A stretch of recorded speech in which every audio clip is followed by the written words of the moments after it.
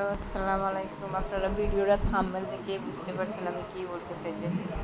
মানুষ এত বোকা না। শাকিব খানে শুধু অপুর নিয়েই ঘুরে, অপুর বাচ্চারা নিয়ে চুপে চাপে ঘুরে। আগে বলছে অপুর সাথে শাকিব খানের কোনো সম্পর্ক নাই। এরপর আবার এখন অপুর বলে কখনো হে ঘুরতে দিত না, বাইরে হইতো না।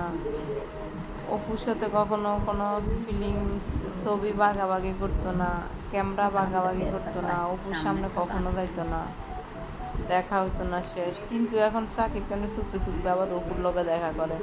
এমনি বুবলির সাথে ওই মেয়েটার জীবনটা শেষ করছে, মানে ও অনেক ভালো মেয়ে।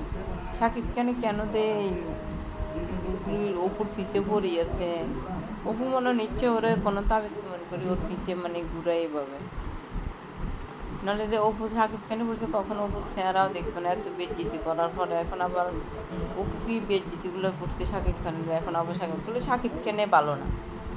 শাকিব খান যদি ভালো হতো তাহলে শাকিব খান এরকম করতো না।